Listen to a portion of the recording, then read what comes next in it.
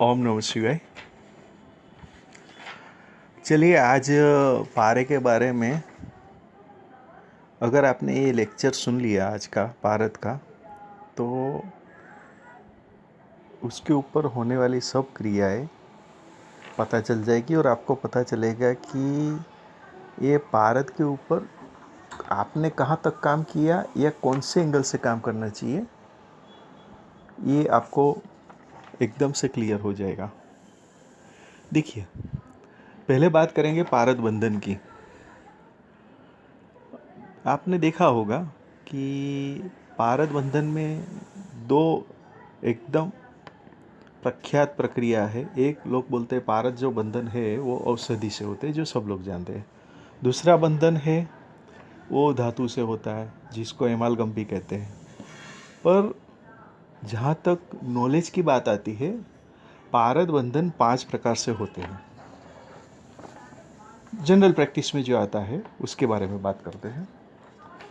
देखिए, यहाँ पे फिर से एक सलाह देना चाहूँगा कि सब लोग एक याद रखें कि 9 सीखे हैं वो इसमें आए ही नहीं, क्योंकि इसके अंदर समय की बर्बादी है, पैसे की बर्बादी है और शरीर की भी बर्बादी है।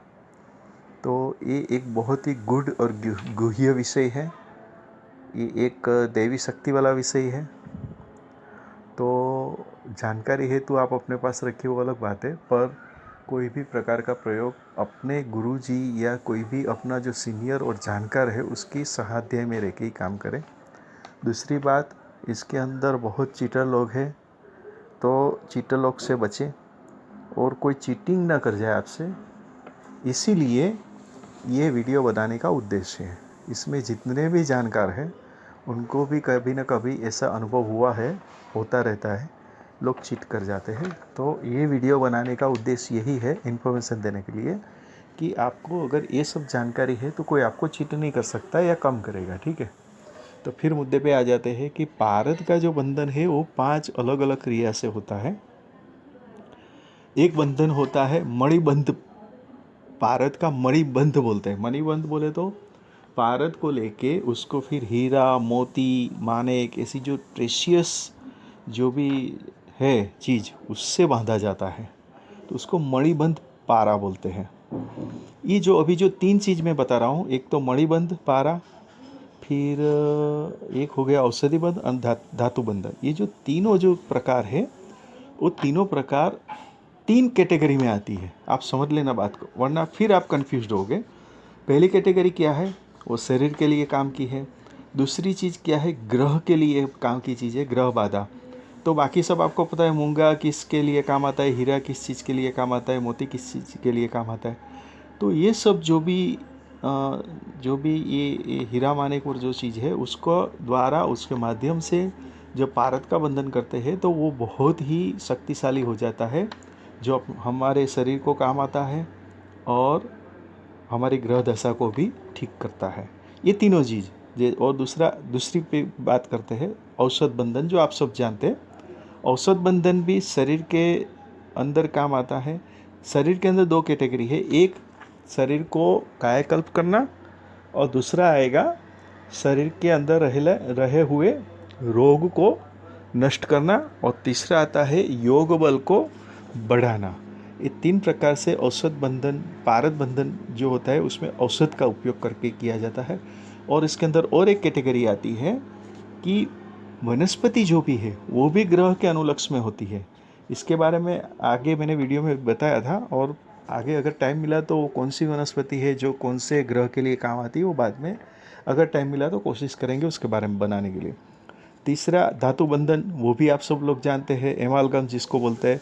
पर धातु बंधन में भी आप याद रखो कि उसमें जो धातु मिलाई जाती है और उसको सही तरह से आयुर्वेदिक पॉइंट ऑफ व्यू उसको सही तरह से शुद्ध करके फिर पारद का बंधन किया जाए तो वो भी ग्रह दशा को ठीक करने के लिए और शरीर को अंदर रहले रोग को नाश करने के लिए उसका इस्तेमाल होता है।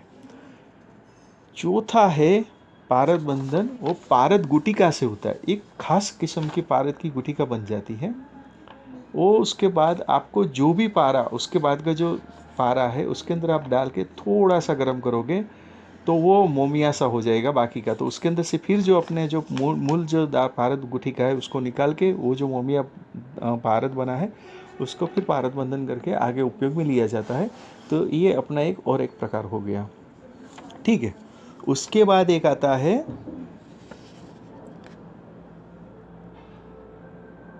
मंत्र। मंत्र बंधन से, मंत्र बोले तो आप लोग जानते हैं कि सिर्फ मंत्र बोल के भी पारद को स्पर्श करने से वो पारद तुरंत बंध जाता है।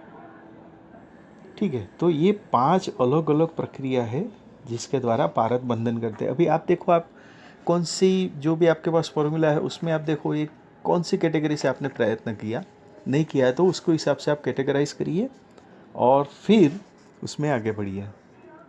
एक बात हो गई पारद बंधन की। अभी बात करते हैं, पहले बात कर लेता हूँ संस्कार के बारे में, ताकि जो ट्रैकिंग है वो ठीक तरह से काम में आए।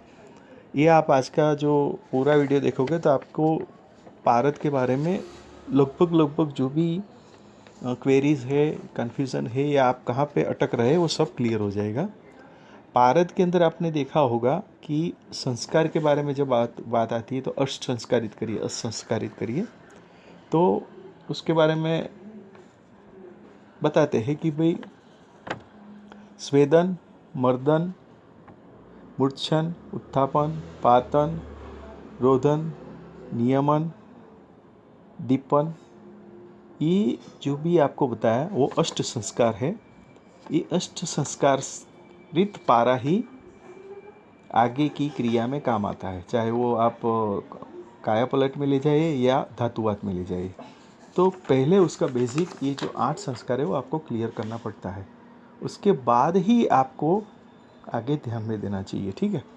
अच्छा, और एक बात बता दूं कि इसके अंदर जब ये आप संस्कार की बात करेंगे ना तो उसके अंदर और एक बात याद रखनी है जो बहुत लोग नहीं, लगभग लोग इसमें ध्यान नहीं देते हैं, वो भी बता देता हूँ। जो रस शास्त्र के बेस के ऊपर है कि उसके अंदर औषध के 6 प्रकार गिने गए हैं रस शास्त्र के हिसाब से। आप ध्यान रखिएगा, मैं आयुर्वेदिक हिसाब से नहीं बोल रहा हूँ, मैं रस शास्त्र के हिसाब से औषध, मतलब ये बहुत इंपॉर्टेंट बात हो गई। आप बात को ध्यान से सुनना, समझना, जो आपको काम आएगा। ठीक है, मैं फिर से बोलता हूँ, मैं बता रहा हूँ आपको रस शास्त्र पॉइंट ऑफ व्यू। देखिए, आपने जो भी सुना होगा अब तक आयुर्वेदिक पॉइंट ऑफ व्यू सुना होगा, पर बेस क्या है? बेस ये है कि रस शास्त्र के अनुसार औषधि के 6 प्रकार है। ठीक है, तो ये 6 प्रकार कौन कौन से हैं? तो एक धातु होगी, उसमें जो भी औषध है उसमें धातु को आपको ध्यान में लेना है। दूसरा होगा उपधातु होगा, उसका रस क्या है, उसका उपरस क्या है, क्षार क्या है और लवण क्या है। ये 6 कैटेगराइज आप करोगे तो आप देखोगे कि आप जब काम करते हो पारे के ऊपर तो उसमें आपको बहुत ही अलग अलग तरह से फ़ायदा पहुंचेगा ही। ठीक है, और एक बात याद रखिए, ये कुल मिला के जब आप सब बात कर लेते हैं तो उसके अंदर एक बहुत ही इम्पोर्टेंट क्रिया रह जाती है। तो उसके बारे में जो पहुँचे हुए हैं उसको पता होगा कि पारद जो है वो लोह के बिना कुछ भी नहीं कर सकता। पारद जो है वो लोह के बिना कुछ भी नहीं कर सकता, ये बात आप याद रखिए। ठीक है, तो लोह जो है वो क्या है? जैसे लोह की बात हुई तो लोग बोलेंगे लोह, बोले तो लोह नहीं, लोह वो नहीं है। लोह के भी प्रकार बताए गए हैं, उसके बारे में बात करते हैं। तो एक लोह है क्षार लोह बोलते हैं। तो क्षार लोह किसे बनेगा? क्षार लोह बनेगा, सोना चांदी जो है उसको क्षार लोह बोला जाता है। तांबा पित्तल वो जो है उसको तीक्ष्ण लोह बोलते हैं। ठीक है, तीसरा आता है कांत लोह। कांत लोह ये जनरली आपने सुना हुआ होगा कांत लोह, पर कांत लोह क्या है उसके बारे में लगभग बहुत ही कन्फ्यूज़न है। फिर आएगा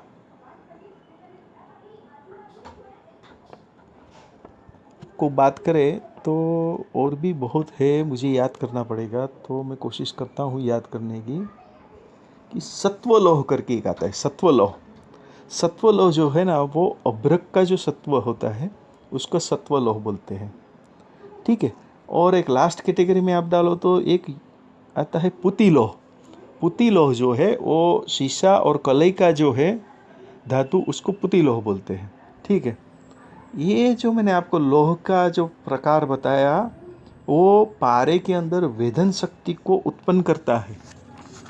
पारे के अंदर जो वेधन शक्ति उत्पन्न होती है उसके पीछे का कारण है ये जो लोह बताए गए अलग अलग किस्म का वो है। तो आपको जो वेधन पारद के अंदर जो क्रिएट करना है वो कौन से लोह से आप करोगे वो ध्यान में रखना पड़ता है। तो लोह का मतलब लोहा नहीं है, यहाँ पे देखा लोह का मतलब चांदी भी है, स्वर्ण भी है, शीशा भी है, अभ्रक भी है। तो उसमें से कौन सा लोह आप कांत लोह है वो सब कैटेगराइज है। तो उसके अंदर बार बार रिपीट नहीं करेंगे तो आपको ये पता चला होगा कि ये कैटेगराइज्ड होता है। अच्छा, और इसके बाद जब आप काम करोगे तो उसके अंदर आपको और एक बात ध्यान रखनी पड़ेगी कि जब आप पारे को या पारे से कन्वर्ट करते हो तो उसके भी अलग अलग प्रकार हैं। ठीक है, एक प्रकार आता है जिसके बारे में आगे वीडियो बनाया था मैंने, और उसका अंदर ऐसा है कि जो कम प्रेशियस धातु है जैसे तांबा, चांदी, शीशा, कलई, उसको पारद के अंदर वेधन शक्ति बना के या पारे से या पारे पे काम करके ये जो हल्की धातु है उसको स्वर्ण में कन्वर्ट करते हैं। ये एक प्रकार हुआ पारद से काम करने का। दूसरा प्रकार पारद से काम करने का ये है कि जो भी कम कश वाली जो धातु है, स्वर्ण में कश कम आता है, कभी कभी क्या हो जाता है आदमी बना लेता है तो उस टाइम पे वो जो आप बनाया गया है उसमें कश नहीं आता है, तो वो कश को बढ़ाने के लिए क्षार का उपयोग करके उसकी जो टकावारी है वो बढ़ा दी जाती है, पर उसमें भी माध्यम रहता है पारा। तो ये मैंने आपको दूसरा प्रकार बताया जिसके माध्यम से आप कम कश वाली जो धातु है उसके लिए आपको ये प्रक्रिया का इस्तेमाल करना पड़ता है। तीसरा एक है कि बीज डालना या बीज बनाना।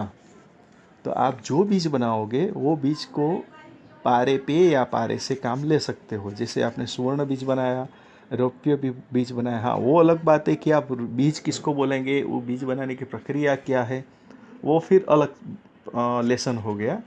तो ये बीज का भी एक प्रकार है जिसके द्वारा आपको पारद से या पारद पे काम करके आगे का काम कर सकते हो। फिर हम बात करें तो चौथा और एक लास्ट प्रकार रंजन क्रिया है। देखिए, पारे को या चांदी को रंजन करके, जो रंजन आपने बहुत सुना होगा, कलर ला दो, कलर डालना बहुत इजी है, वो सब जो बात आती है ना उसके बारे में बात करते हैं। तो चौथा प्रकार ये है कि चांदी या पारा में रंजन करना है, चांदी या पारा को रंजन करना, वो उसके अंदर भी क्षार का उपयोग होता है। और जो ये रंजन क्रिया है, वो जो रंजन क्रिया है वो दो प्रकार की होती है। एक होती है बाह्य द्रुति और दूसरी होती है गर्भद्युति।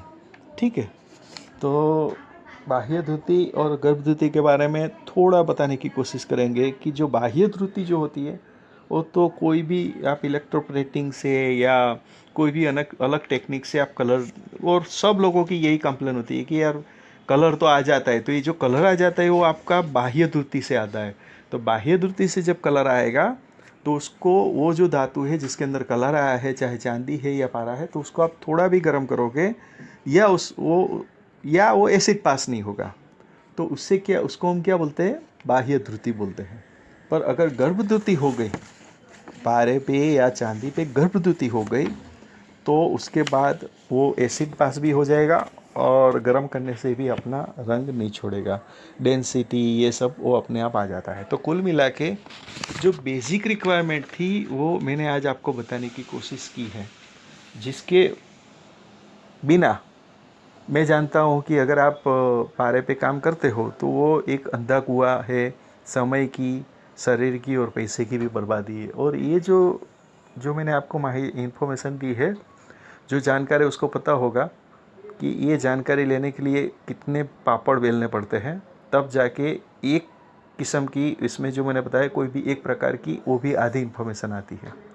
पर यहाँ पे मैंने कोशिश की है कि पारे के ऊपर क्या क्या प्रक्रिया, कैसे कैसे करने से क्या क्या होता है, उसके बारे में बताने की मैंने कोशिश की है। तो आशा करता हूँ कि आज का ये टॉपिक आपको अच्छा लगा होगा। ओम नमः शिवाय।